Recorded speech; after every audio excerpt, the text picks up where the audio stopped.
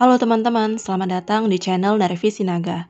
Sebelum kita mulai bahas kasusnya, tolong bantu like, komen, dan share video ini ya kalau kamu suka.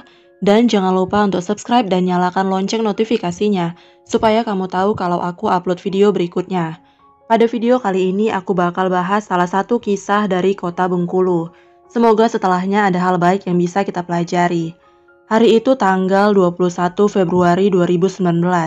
Warga di Jalan Irian, RT 4, Kelurahan Tanjung Jaya, Kecamatan Sungai Serut, Kota Bengkulu dibikin geger dengan teriakan seorang wanita dari dalam rumah seorang warga.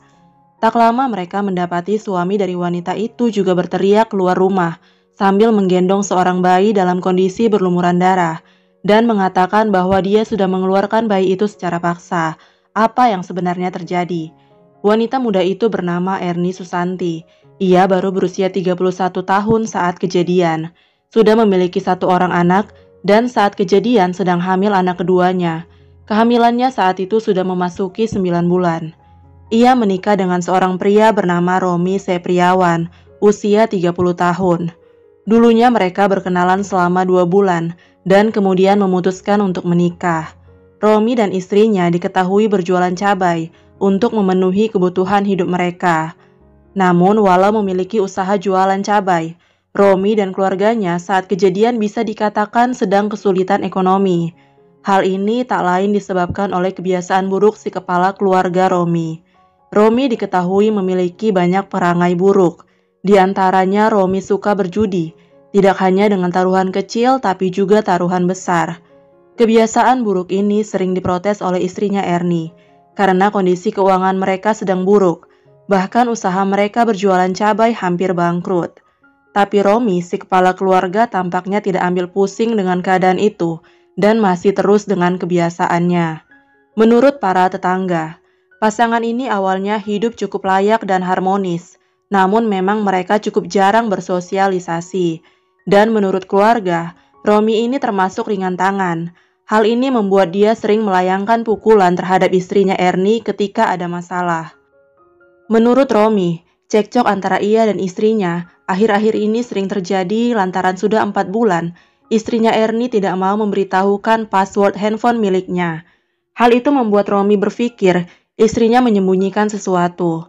Ia sering berusaha mencari cara untuk membuat istrinya mau memberikan password handphonenya, tapi selalu gagal dan Erni juga terkesan mengabaikan permintaan suaminya itu. Ia sering mengalihkan pembicaraan agar tidak dibahas lagi. Hal itu terus-terusan menjadi sumber pertengkaran di antara pasangan suami istri ini. Romi terus berusaha meminta istrinya untuk jujur mengenai hal apa yang sebenarnya ia sembunyikan. Tetapi Erni terus mengatakan ia tidak menyembunyikan apapun dari suaminya. Hal itu terus terjadi selama 4 bulan. Kekesalan Romi memuncak pada Kamis 20 Februari 2019. Saat itu siang hari sekitar pukul 12 siang. Itu terakhir kalinya Romi berusaha membujuk istrinya untuk memberitahu password handphone miliknya. Tapi Erni masih tidak bersedia memberitahu. Ia merasa tidak nyaman di pojokan suaminya dan memilih untuk masuk ke kamar dan tidur. Saat itu Romi yang merasa mungkin istrinya memang berselingkuh, makanya Erni tidak bersedia memberitahu password handphone miliknya, merasa semakin emosi dan memilih pergi keluar rumah. Merasa diabaikan istrinya, Romi pergi ke rumah tetangga dan meminjam parang. Kepada tetangganya, Romi mengatakan perlu parang itu untuk membelah kelapa muda. Romi kemudian pulang ke rumah. Ia bawa parang itu masuk ke dalam kamar tidur mereka.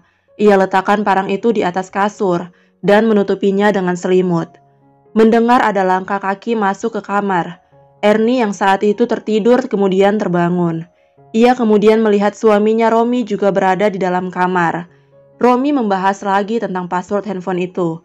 Mau tidak mau, Erni bangun dan duduk meladeni pembicaraan suaminya. Romi terus memaksa dan Erni terus bertahan. Ia tetap tidak bersedia memberitahu password handphone miliknya. Romi yang semakin curiga kehabisan kesabaran. Ia langsung mengambil parang yang baru ia pinjam. Tanpa belas kasih, ia sambar leher Erni hingga banyak mengeluarkan darah. Erni yang terluka menyadari ia dalam kondisi bahaya. Suaminya sudah kehilangan akal. Tapi menurut Romi, Erni masih ingat dan memikirkan kondisi bayi mereka dalam kandungannya. Menurut Romi, Ernie sempat memberikan kode menunjuk perutnya yang sedang hamil agar suaminya itu menyelamatkan bayi mereka. Romi kemudian membelah perut istrinya, mengambil bayi mereka dan menyerahkannya kepada kakaknya. Setelah itu, Romi kabur. Kondisi Ernie Susanti sangat tragis. Ia menderita banyak luka di leher dan perutnya. Bahkan bagian dalam perut seperti usus juga terburai. Menyadari kejadian yang terjadi, warga kemudian melaporkan kejadian itu ke pihak berwajib. Bayi berjenis kelamin laki-laki itu sempat dibawa ke Rumah Sakit Bayangkara dan mendapat perawatan selama 2 hari di sana. Setelahnya bayi itu diketahui akan dirawat oleh kakak korban sendiri. Pihak kepolisian dari Polsek Teluk Segara segera melakukan olah TKP dan memeriksa jasad Ernie. Saat proses olah TKP, Romi yang sempat melarikan diri ternyata tiba-tiba kembali untuk menyerahkan diri. Munculnya Romi sempat membuat warga sekitar emosi dan mau menghakiminya, tapi kemudian dicegah oleh polisi. Di kantor polisi, menurut hasil interogasinya, Romi mengakui perbuatannya dan mengaku bersalah. Ia mengaku melakukan semuanya karena merasa curiga dan cemburu, karena istrinya sudah mengunci handphone dan tidak memberitahukan password handphonenya. Romi akhirnya dijatuhi hukuman 15 tahun penjara oleh Majelis Hakim Pengadilan Negeri Bengkulu. Oke teman-teman, demikian kasus kali ini. Bagaimana menurut kamu? Boleh komentar di bawah ya. Semoga ada pelajaran yang bisa kita ambil dari kasus kali ini. Buat teman-teman yang mau request kasus berikutnya untuk aku bawakan, boleh DM aku di Instagram @nervisinaga atau boleh komentar di bawah. Terima kasih sudah nonton video ini hingga selesai. Tetap jaga kesehatan dan sampai jumpa di video berikutnya.